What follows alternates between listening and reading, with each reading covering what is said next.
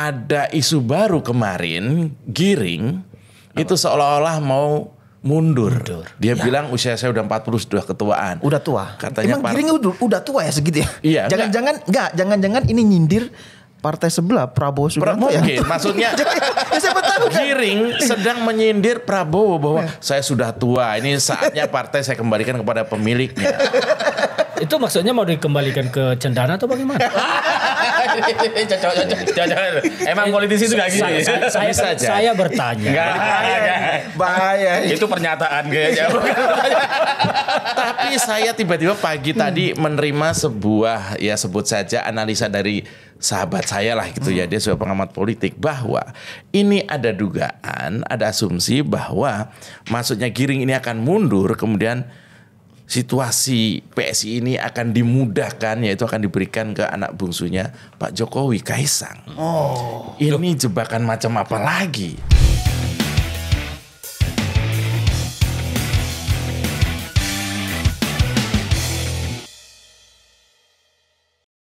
Ya, selamat datang di COD.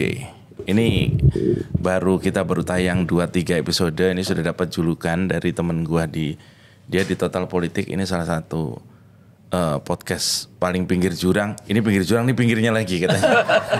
Neraka jahanam. Neraka jahanam ini katanya. Berbahaya sekali ini buat para politisi kalau nggak nonton katanya gitu. Iya, tapi gini lah, ini kan karena ya seperti juga kemarin tema-tema kemarin itu bahwa pergerakan politik sedemikian cepatnya, perubahan, dinamikanya luar biasa. Tapi gue semalam susah banget tidur ya. Kenapa? Selain faktor ekonomi. Curhat jadi tanggal tua. Lo iya, lo ada lo katanya partai yang karena faktor ekonomi juga susah tidur itu ada. Ada tuh. Tapi gue nggak mau ngomong itu, gue ngomongin orang-orang yang sempat gue kenal dan sekarang sepertinya mereka nggak kenal gue. Gue kenal dengan Grace Natali, orang. Kenal ya? Kenal. Teman apa itu? Temen waktu di Cokro. Akhirnya ada teman apa? Enggak. Gini. Secara personal kenal. Grace Natali itu salah satu orang yang ketika anak pertama gue lahir dia yang menggendong. Itu ada fotonya ada dan nggak ada masalah. Serius. Dan ini nggak ada masalah soal itu. Tapi kita mau bicara Grace Natali saat ini sebagai politisi, ya kan? Gue nggak habis pikir orang yang sedemikian menurut gue cemerlang lah tadinya di awalnya loh. Awalnya berdiri PSI itu gue salah satu yang cukup wah ini keren nih ya karena gitu. Tapi nggak tahu lah hari ini nih tanggal berapa nih 10 ya 10. Yang katanya mau ada demo 10 Agustus ini terjadi kenyataan politik yang membuat saya terhadap PSI ini sedih lah gitu. Runtuh sudah apa yang dulu saya banggakan. Gimana Lip? Tapi bukannya politik tuh memang gak gitu Mas ya? Gimana? Dia tidak punya standar umum masyarakat awam atau nurani masyarakat awam. Dia punya standar yang berbeda lah gitu loh. Jadi kadang yang menurut kita itu kok gini ya, tapi bagi politik tuh mungkin biasa aja gitu. Jadi yang menurut kita kok gini, menurut mereka kok gitu ya? Iya, mungkin ngapain sih orang-orang marah gitu loh. Ya memang mungkin lah. Gitu. Politik kan selalu dinamikanya selalu jalan kan. Jadi ya coba kita tanya sama yang politisi senior. Ya, ini mumpung ada politisi beneran. Kalau kita kan masih abal-abal. Kita kan bukan politisi. Kalau Bung Ferdinand ini kan udah menjajaki masa itu. Dari A ke B, C, D sampai Z. Coba sekarang tanya dulu. Menarik tadi pernyataan Mas Joy ini bilang bahwa yang dulu saya kenal sekarang tidak mengenal saya, kayaknya terbalik. Menurut saya justru Mas Joy yang tidak mengenal lagi Grace dan teman-temannya. Kenapa? Karena berubah. Mas Joy ini tidak berubah. Pasti mereka akan tetap mengenal Mas Jo. Yang berubah adalah mereka menurut saya. Jadi wajar kalau Mas Jo tidak lagi mengenal Grace, tidak mengenal lagi teman-teman yang lain karena ada perubahan. Mereka berubah dari yang dulu dalam asumsi kita bahwa PSI ini kan partai yang anti korup, partai anak muda, yang anti radikal, idealismenya kuat. Tapi saya sendiri pun dulu sempat mengacungkan jempol saat partai ini berdiri. Ya, ini saya bilang partai ini kelak kalau mereka konsisten akan punya masa depan. Oke. Tapi sekarang mengacungkan apa nih? Kalau dilihat jempol, sekarang ini apa nih? Saya tak berani mengacungkan apa-apa, saya mengelus dodo. Bayangkan ini ada 4 orang prihatin terhadap PSI. Bayangkan, partai yang Ahok banget berubah jadi Prabowo banget. Itu perubahannya di situ. Jadi kalau dulu Ahok banget, Mas Jo pasti mengenal mereka. Sekarang kan berubah, dia tidak mengenal mereka. Saya bersahabat dengan Ahok. Dan secara ideologi saya bermusuhan dengan Prabowo. Jadi kan, jadi gimana ini? Ini bantu saya. Ini saya goncang loh. Enggak, tapi emang saya ngelihat juga di kolom komentar soal PSI kan. Di semua, kan saya suka baca gitu. Di postingan-postingan soal PSI gitu. Itu nggak ada satupun yang membela PSI. Aku juga kaget tuh. Nah, aku juga baca itu. Jadi sekarang ini posisi ketika apalagi Ade Armando kan, yang sebelumnya kan bagaimana Ade Armando ini keras sama Prabowo. Kemarin aja baru dulu keras, sekarang kerasan. Nyaman. Jadi sekarang kalau saya perhatikan Ade Armando itu yang nyerang itu bukan hanya dari gerombolan kadrun-kadrun itu, bukan, tapi dari Cebong juga sekarang menyerang. Loh. Jadi mereka bersatu. Jadi Ade Armando itu pemersatu Cebong dan kadrun. Jadi coba lihat aja levelnya nggak boleh begitu. Ini maksudnya gini loh. Iya, gimana? Maksudnya gini loh. Ada asumsi, ya asumsi saja ya. Ada asumsi bahwa Grace, Natali dan juga Ade Armando ini seolah-olah menggadaikan apa ya saya sebut? Integritas, idealisme, cita-citanya PSI di awal, betul nggak? Iya.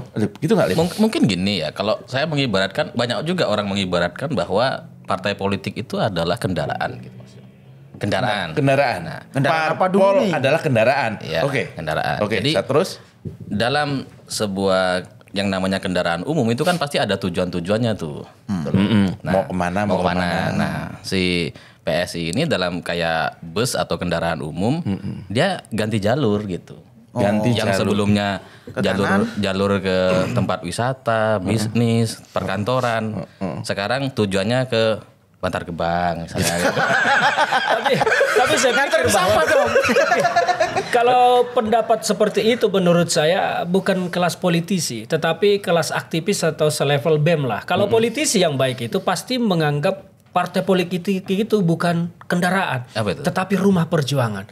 Dari sanalah dia berjuang dan tidak akan mungkin mengajak orang sembarangan masuk ke rumahnya dan tidur satu ranjang dengan dia. Apalagi baru kenal ya. Apalagi baru kenal. Nah, ini bahaya. Langsung bobok bareng. Saya terus terang liar pikiran saya kalau soal bubuk bareng dan Natali ini.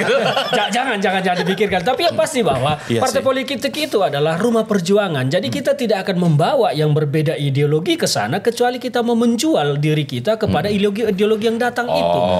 Berarti. Tapi kalau dianggap kendaraan ya memang itu orang-orang pragmatis. Jadi orang-orang pragmatis mau saja dan rela saja akan menjual apapun yang dimiliki untuk tujuannya. Tetapi kalau politisi yang idealisme itu pasti akan menganggap partai politik itu adalah rumah perjuangan. Rumah dia bergerak, disitulah dia bernaung, disitulah dia berpikir melakukan hal-hal kebaikan. Jadi dia tentu tidak akan mengajak sembarangan orang untuk masuk ke rumahnya, apalagi masuk ke kamarnya, berjabat tangan dan lain-lain di sana. Jadi yang dilakukan PSI menurut saya ya pelanggaran etika barangkali ya. Ya bisa jadi seperti itu. Tapi saya menarik soal meskipun mungkin mewakili PSI atau tidak, tapi Ade Armando sekarang menjadi punya dua musuh itu tadi. Berarti sekarang kalau gerbong PSI geser ke Prabowo, sebenarnya gerbong kosong dong. Karena yang mencintai PSI juga males, yang membenci PSI tambah benci juga sebenarnya. Ya kalau kita melihat realita politiknya sekarang, saya melihat gerbong PSI yang mendekat ke Prabowo itu hanya oknum beberapa saja. Tapi mereka secara kelembagaan mewakili partai. Tetapi kalau ditelisik ke akar rumput, saya yakin ke teman-teman di bawah PSI itu tidak akan mengikut itu karena ada perbedaan ideologi dari yang masuk ke PSI dulu. Nah sekarang mereka tidak mungkin menyatu dengan itu. Jadi hanya kepentingan pragmatisme beberapa orang menurut saya. Seperti coba Ade Armando. Bagaimana dulu dia begitu keras segala macam. Tapi sekarang tiba-tiba melunak. Dan membuat mencair. Melunak karena cair. Iya, melunak karena cair. Iya dong. Itu proses, lu belajar fisika. Itu sesuatu yang ingin mencair itu biasanya lunak dulu. Baru cair. Setelah cair mengalir. Ke hilir.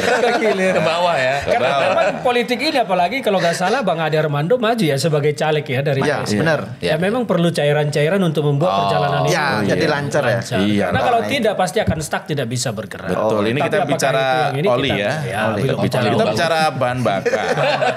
Tentu setiap pergerakan itu membutuhkan energi, membutuhkan minyak, membutuhkan oli, membutuhkan air tenaga. supaya mesin tidak panas. Nah, luar ini biasa. ini bicara soal mesin panas dan sebagainya. Mesin utama dari PSI itu dari isu-isu yang berkembang dari media tadi gue baca-baca pagi-pagi tadi itu ada sosok-sosok konon katanya awal berdirinya PSI itu, ini yang saya baca ya, itu beredar di mana-mana, itu adalah ketika JG, nama pendirinya itu JG itu kemudian mendapat suntikan dana dari beberapa oligarki lah. Oligarki. Gitu. Iya, ada produk rokok, produk ini segala macam katanya. Ini kok serem ini kayaknya. Iya.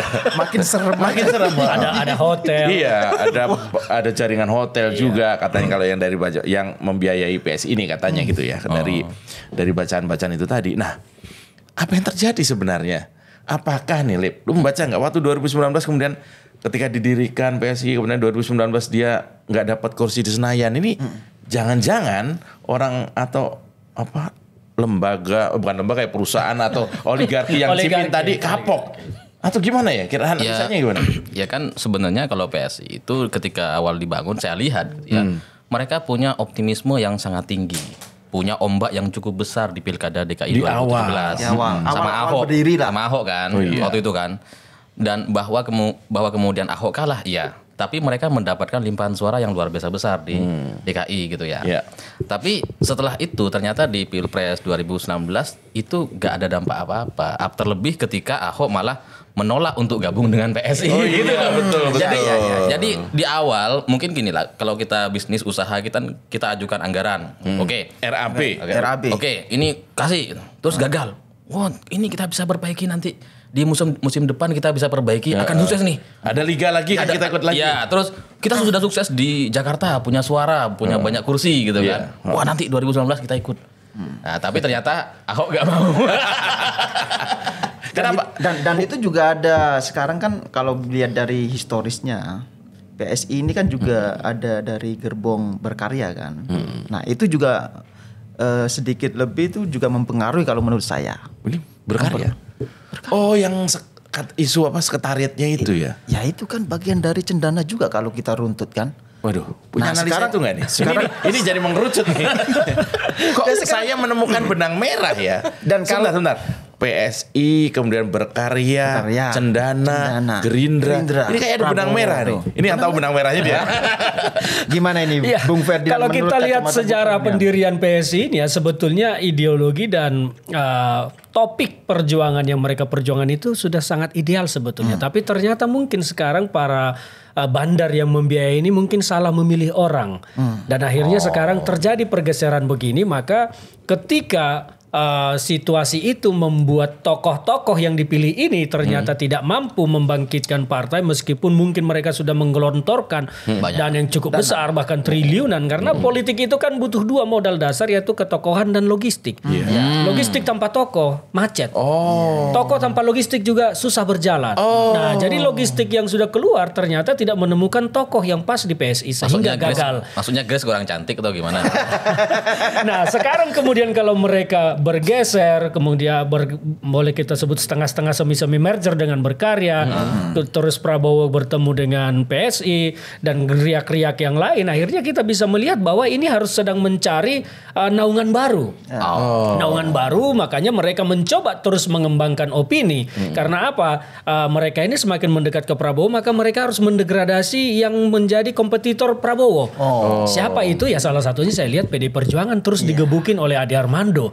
Dengan segala macam narasi-narasi yang negatif. Jawabannya ini ternyata Jadi itu ada motif atau mungkin misi yang sengaja diusung sudah di-create oleh pihak-pihak tertentu menggebuki ini dan mendongkrak ini. Nah, ini yang terjadi. Jadi kalau saya melihat di sini yang harus diwaspadai adalah gerak-gerik mereka yang kemudian akan menutupi segala kekelaman masa lalu Prabowo, baik Cendana dan Orde Barunya untuk menggebuki era Pak Jokowi dan Bu Megawati saat ini. Itu yang saya saya lihat. Jadi ini ada sebuah desain besar yang bermain di balik ini. Tidak sesederhana yang kita pikir. Tidak sesederhana itu, tapi semua intinya tidak lepas dari pragmatisme tadi. Berarti jangan-jangan sejak awal PSI berdiri memang sudah dirancang untuk ini. Bisa jadi kan, dalam politik kan tidak ada yang nggak Mungkin sengaja. dia punya exit plan lah. Kayak kita investor kan. Oke, ini exit strateginya kayak gini. Kalau rugi gini. Ini menyambung ini juga nih. Kalau kita lihat sekarang, benar kata Alif ini sepertinya ada green design lah. Bisa dibilang seperti itu. Karena terutama Gibran, tentang pengajuan ke MK tuh yang calon wakil presiden bisa di bawah umur 40 tahun, 35 tahun. Dari 40 tahun menjadi 35 agenda tahun. Agenda. Nah, itu kan bagian dari PSI. Kemudian ada partai Gerindra juga. Garuda, di situ kan gabung. Jadi nah, ini saya khawatir juga bagian dari Green Design untuk meloloskan Gibran diambil oleh Gerindra. Untuk jadi wakil. Tapi gini, itu menarik, kita omongin sebentar lagi. Tapi gini, terkait dengan tadi ya, bahwa partai itu perlu logistik dan juga tenaga ketokohan. Setelah Grace kemudian giring, memang kemudian seolah-olah PSI itu corporate value-nya ya, nilainya itu anjlok. 2019 nggak dapat ke parlemen, ke Senayan, ditambah dengan ganti ketumnya giring, itu makin turun terus. Kalau di saham tuh nilainya langsung ambles. Minus bahkan mungkin. Nah, mungkin inilah bagian penyelamatan itu, antara lain yang menerima tawaran. Yang konon isi tawarannya adalah salah satunya adalah kepastian bahwa PSI akan ke Senayan, terus pembiayaan perlu investor baru. Pembiayaan para caleg. Saya dengar seperti itu, tapi perlu kita cross check lagi. Tapi bahwa kemudian ada isu baru kemarin, giring itu seolah-olah mau mundur. Dia bilang usia saya udah 40, sudah ketuaan. Udah tua. Katanya emang giring udah tua ya segitu ya? Iya. Jangan-jangan ini nyindir partai sebelah Prabowo Subianto ya. Mungkin maksudnya siapa tahu kan? Giring sedang menyindir Prabowo bahwa saya sudah tua, ini saatnya partai saya kembalikan kepada pemiliknya. Itu maksudnya mau dikembalikan ke Cendana atau bagaimana? Cocok. Emang politisi itu gak gini. Saya bertanya. Bahaya. Itu pernyataan kayaknya. Tapi saya tiba-tiba pagi tadi menerima sebuah, ya sebut saja analisa dari sahabat saya lah gitu ya, dia sebagai pengamat politik, bahwa ini ada dugaan, ada asumsi bahwa maksudnya giring ini akan mundur, kemudian situasi PSI ini akan dimudahkan, yaitu akan diberikan ke anak bungsunya Pak Jokowi, Kaisang. Ini jebakan macam apa lagi? Kirain nggak boleh disebutkan. Boleh apa-apa. Ini kan asumsi, kita ngobrol boleh. Masa ngobrol nggak boleh? Tapi memang kalau saya perhatikan ya, belakangan ini kan PSI ini agak genit dan kelihatan ganjen sekali ya, mengobok-obok PDIP dan keluarga Pak Jokowi. Saya melihat mereka menarik-narik Kaisang, mengangkat-angkatnya ke Jakarta, ke Depok, terus Gibran juga ditarik-tarik sampai adanya gugatan ke MK tentang usia cawapres itu. Yang saya lihat bahwa kalau ini analisa hukum saya, Mahkamah Konstitusi akan menolak itu karena konstitusi kita tidak mengatur tentang usia capres maupun cawapres, tetapi itu hak legislasi DPR. Jadi saya lihat akan ditolak. Tetapi yang saya mau lihat di situ adalah motif di balik pengajuan ini. Ada upaya yang ingin mengobok-obok dan digerakkan oleh sebuah grand design untuk menarik-narik gerbong Pak Jokowi ke kelompok tertentu. Ini dirusak, PDIP dirusak, Pak Jokowi dirusak. Seolah-olah Bu Mega juga dengan Pak Jokowi itu mau dibentur-benturkan. Dan ini agenda besar yang saya lihat sedang dilakukan oleh teman-teman dari PSI.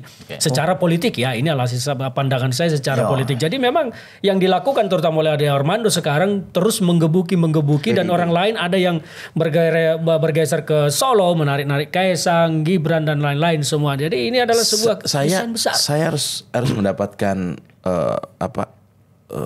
pendapat yang lebih clear lagi, karena teman-teman di luar itu merasa misalnya yang dilakukan PSI Gerindra itu bukan mengombok-ombok, tapi dia akan mengangkat harkat martabat Pak Jokowi. ini baru ini Jang. Jadi ternyata kita cupu banget ya. Jadi ternyata maksudnya mengobok-obok. Oh iya, bagi saya pandangan politik saya demikian. Karena selama ini di setiap momen kita melihat bagaimana kemesraan antara Pak Jokowi dengan Bu Mega terjadi. Kedekatannya terlihat sangat dekat. Tetapi bagi kepentingan politik pihak lain ini harus dipecah. Karena mereka tidak akan bisa menang kalau Bu Mega dan Pak Jokowi bersatu.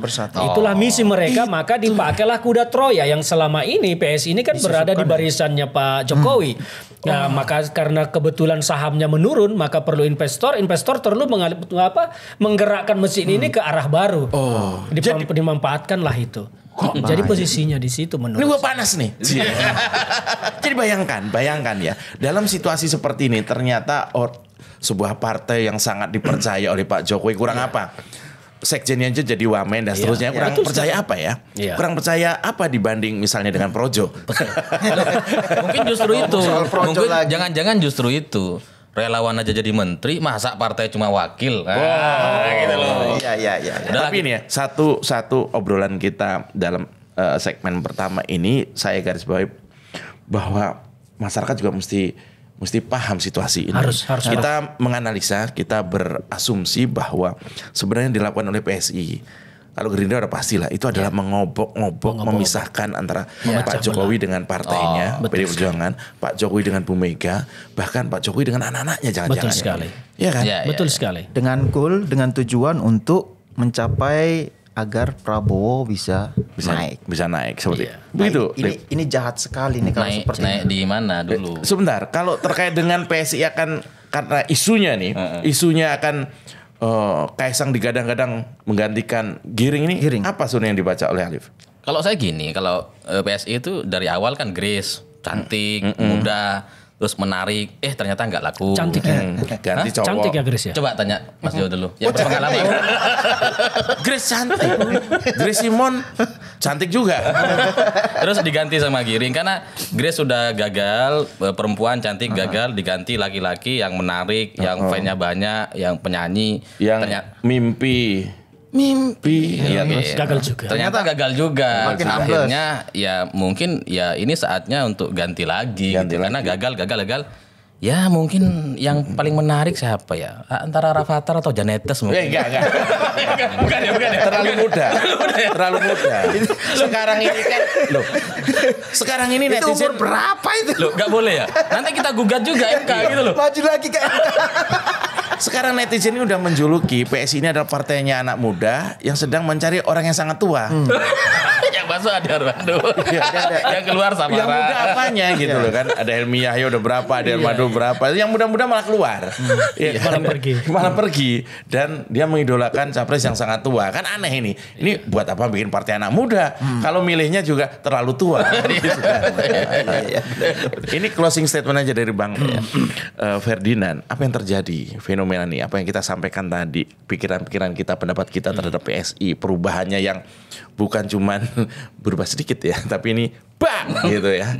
Dari hitam ke putih, dari kelabu ke lebih kelabu lagi sekarang. Ini sebenarnya fenomena apa ini? Ya, sebetulnya ini bukan fenomena. Saya tidak sepakat kalau disebut fenomena, tapi ini adalah sebuah grand design. Mulai dari tagline tegak lurus pada Jokowi. Mereka mencoba mengopinikan bahwa PSI ini adalah bergerak atas perintah restu Pak Jokowi. Padahal Pak Jokowi kemarin jelas-jelas bilang gak ada hubungannya sama presiden. Makanya disitulah yang kita lihat bahwa PSI ini sedang digerakkan oleh sebuah kekuatan untuk mengobok-obok tadi, mengobok-obok Pak Jokowi dan keluarganya, mengobok-obok PDI dan mencoba memisahkan, memecah belah antara Pak Jokowi dengan PDI Perjuangan. Padahal sebetulnya mereka ini ingin menarik pendukung-pendukung Pak Jokowi supaya masuk ke gerbong Pak Prabowo. Tujuan akhirnya, goal akhirnya adalah bagaimana suara ini bisa berlabuh ke Pak Prabowo. Itu yang mereka inginkan. Makanya di sisi lain mereka melakukan hal-hal seolah-olah positif terhadap Pak Jokowi, tapi di sisi lain mereka melakukan perang dengan sistem kuda Troya. Karena biar bagaimana juga PSI ini adalah orang dalam tadinya. Sampai sekarang sebetulnya masih. Tapi mereka di dalam itu malah dipergunakan oleh kelompok lain untuk menyayat, mencabik, melukai segala macam, menggerogoti. PSI PSI ini sangat identik dengan kuda Troya tadi. Jadi saya pikir rakyat harus paham apa yang dilakukan oleh PSI ini adalah kalau masyarakat masih cinta Pak Jokowi, masih mendukung Pak Jokowi, saran saya jangan pernah percaya dengan langkah politik PSI sekarang. Luar biasa. Lip. Ya, kalau saya sudah meyakini bahwa masyarakat kita, kalau kita baca dari kolom komentar tadi, di semua komentar tidak ada yang satupun yang membela PSI. Sehingga saya meyakini bahwa masyarakat kita sudah sangat cerdas soal itu. Ketika mereka memilih PSI, mereka punya alasan untuk memilih, dan ketika PSI sudah mendukung ke Prabowo atau berbelok ke Prabowo, ya mereka juga akan ya sudah selesai. Ibarat kendaraan tadi, ini sudah beda jurusan. Jurusannya ke tong sampah, ya kita kan mau wisata gitu. Kita nggak mau ikut jurusan bus yang ke tong sampah gitu kan. Gitu loh. Bukan tong sampah sih, koreksi. Bukan tong sampah, tapi barang-barang bekas lah. Iya, secondan lah ya. Lu jangan ngomong gitu mentang-mentang dari Madura.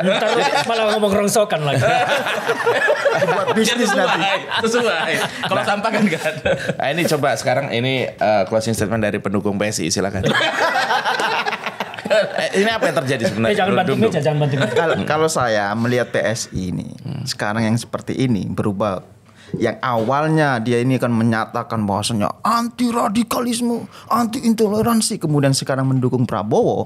Yang kita ketahui bersama bahwasanya Prabowo ini di belakangnya ada penunggang-penunggang radikalisme yang sangat berbahaya bagi NKRI. Menurut saya semua yang dikatakan PSI sebelumnya itu hanyalah omong kosong, tidak bermakna. Dan jadi kalau para pemilih ke depan nanti masih punya harapan untuk Indonesia maju, untuk perang terhadap radikalisme, mereka harus melawan PSI. Jadi PSI bagian dari musuh bersama saat ini. Luar biasa. PSI bagian dari musuh bersama kaum nasionalis. Sebenarnya PSI itu nggak usah dilawan juga gak masuk sih. Nggak masuk juga.